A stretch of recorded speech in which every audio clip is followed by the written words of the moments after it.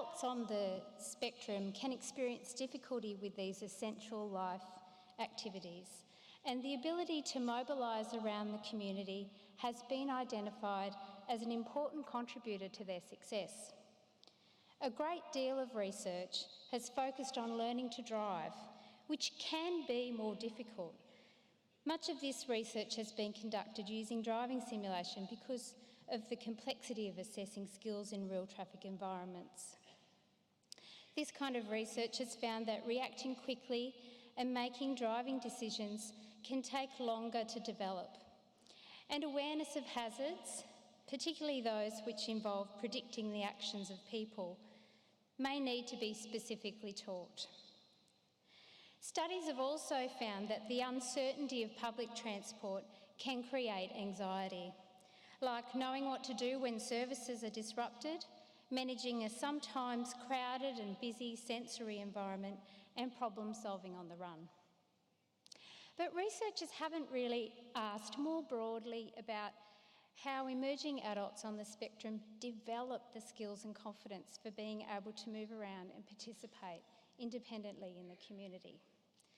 For typically developing emerging adults, the growth of mobility and independence is really strongly influenced by friendships and social participation, by having somewhere to go and having someone to go with.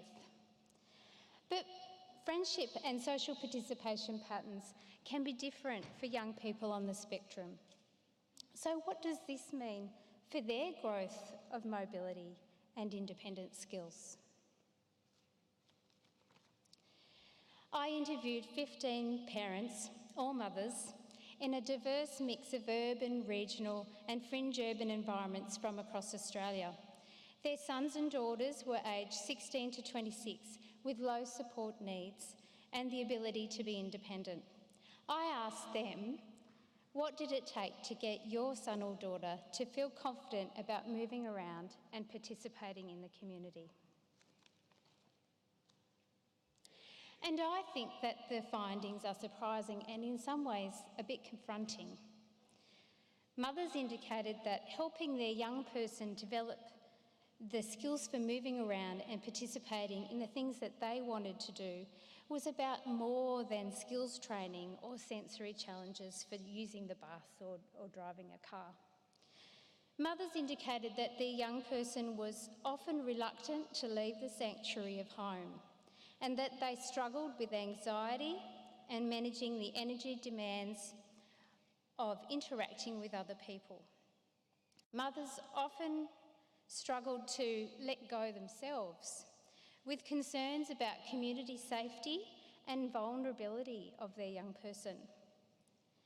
Across development, mothers were always gently pushing social and mobility skill development and looking for opportunities to practice these skills. Mothers indicated that they needed to teach skills for navigating the community safely, for communication, and for predicting when a situation in the community could become risky. They harnessed their child's special interest to find opportunities to be involved in community activities which could help with skill development. Mothers said that finding places to belong and friends was really important because without these, there was nowhere to go anyway. The first theme identified was that mothers sought opportunities across childhood and adolescence to deliberately foster development of independence in community mobility and participation. Mothers purposely created opportunities for practice, breaking down tasks like practicing social communication independently within a shopping centre or practicing a new public transport route first with a family member before undertaking it alone. Mothers also identified that they were able to harness autistic strengths to build on good cognitive skills for things like understanding timetables or road rules. They harnessed the autistic preference for predictability by teaching really good planning skills. Interestingly, mothers identified that a real autistic strength could be their preference for following the rules. They expressed a great deal of confidence in their young driver's safety because their child was risk adverse and would never break the road rules or speed, compared to their typically developing siblings and friends. The second theme identified was that mothers were always gently pushing boundaries because their young person did not like unfamiliar and unpredictable events and would not innately seek new experiences or independence. Mothers indicated that they needed to gently push skill development right from early in adolescence. They helped their son or daughter to find places to belong where they could learn to be comfortable and interact with other people in community environments. Mothers taught a range of skills for independence from early in adolescence. One of these was the importance of learning to balance energy and manage health issues independently.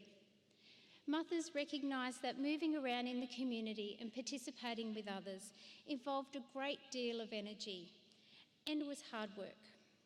They indicated that it was important for their young person to not take on too much at once and to balance social on time with social off time. This was seen as a really important skill for maintaining good mental health and important for independence in adulthood. Many mothers reported that online gaming and social media could become a dominant focus, and they had quite conflicted feelings about their young person's connection to the online world. Online gaming and social media fulfilled an important need for belonging and social contact, but it also could decrease the motivation for face-to-face participation. And mothers felt that there was something really important about physically being present with other people for mental well-being and mental health. And that was something that their young person often didn't recognise or didn't have the confidence to seek out for themselves. In fact, mothers indicated that having places to go and friends to go with were very important to developing independence because it allowed opportunities for practicing community mobility and social cognition skills across adolescence. Mothers indicated that they helped their young person to find places to go by finding structured social groups aligned to special interests. Then they levered these to gradually build independence in mobility and participation skills. Transitioning from school was identified as a particularly challenging time with few resources for support. Adolescents needed earlier support to learn the skills needed for moving around and participating in their communities to prepare for leaving school. And mothers indicated that when all the routines and social structures of the school years suddenly dropped away, their young person found themselves out of step with nothing to do and nowhere to go. Mothers indicated that they also needed to deliberately teach their young person to understand the unspoken nuance of community environments, like knowing who to talk to and perhaps, more importantly, knowing who not to talk to. Mothers were concerned that their young person's disability was both hidden and yet there was something subtly different about them, which could make them more vulnerable, perhaps like staring a little too long or not recognising when someone didn't want to talk to them. Some mothers identified that behaviours like not looking the person in the eye or not responding verbally could be misinterpreted by police or authorities for incidents like a car accident or random alcohol breath testing while driving or ticket checking on the train or the bus. The unpredictability of the community environment, especially public transport, was found to be particularly difficult for young people to deal with. In fact, teaching communication and problem solving when something went wrong in the community emerged as a major theme. Mothers indicated that events such as a bus being late or losing a train ticket or having a driving accident could make anxiety spike, which made problem solving really, really difficult. Mothers use strategies like talking through and preparing for multiple scenarios before leaving home and being available by phone when things went wrong, as their young person was unlikely to seek help from authorities or strangers. A very strong theme to emerge from the research was mothers' concern for the vulnerability of their young person in the community. Importantly, 10 out of 15 of the mothers interviewed indicated that their young person had been severely bullied in school or community environments, and often at multiple points across childhood and adolescence and emerging adulthood.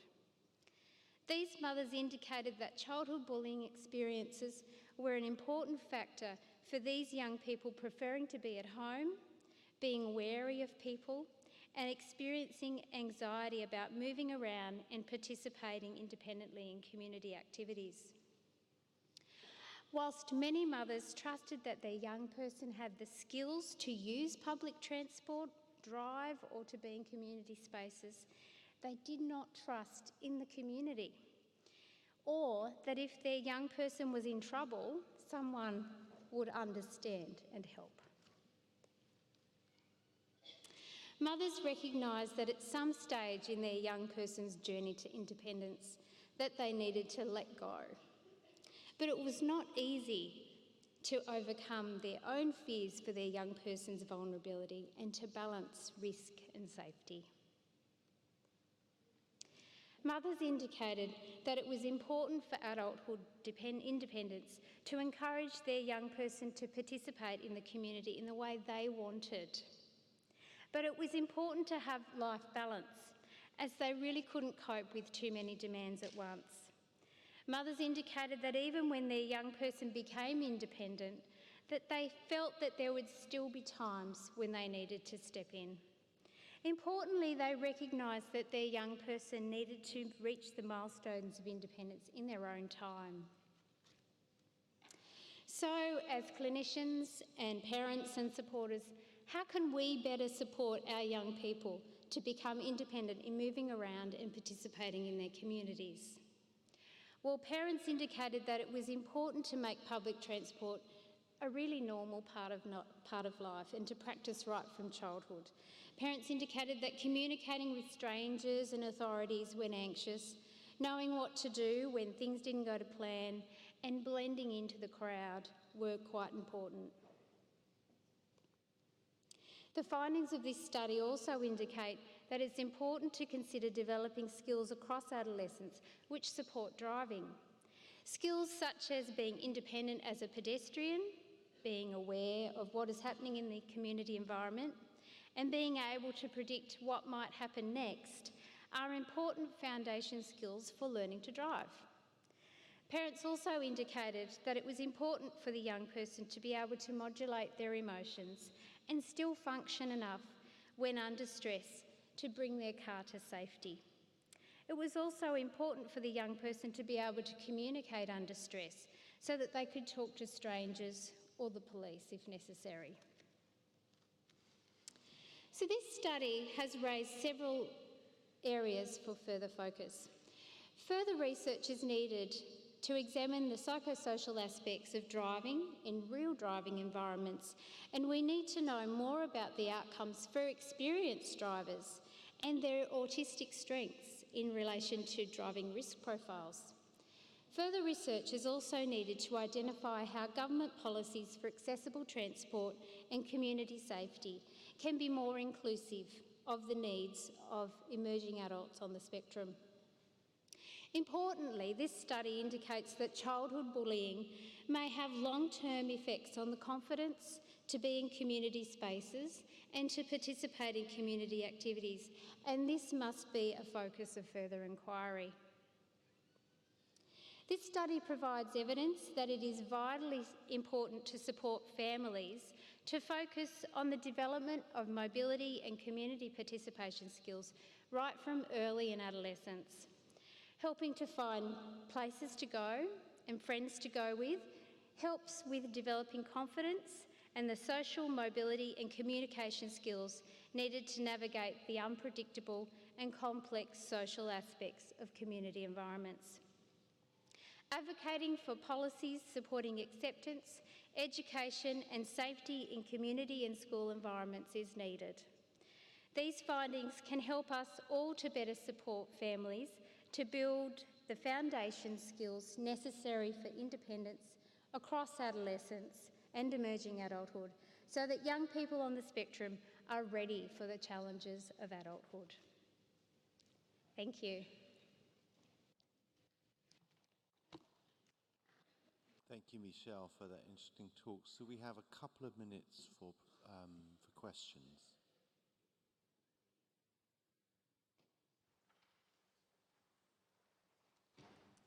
Just struggling to see anyone. If anyone wants to ask a question, can they wave at me? Okay, so thanks to the speakers from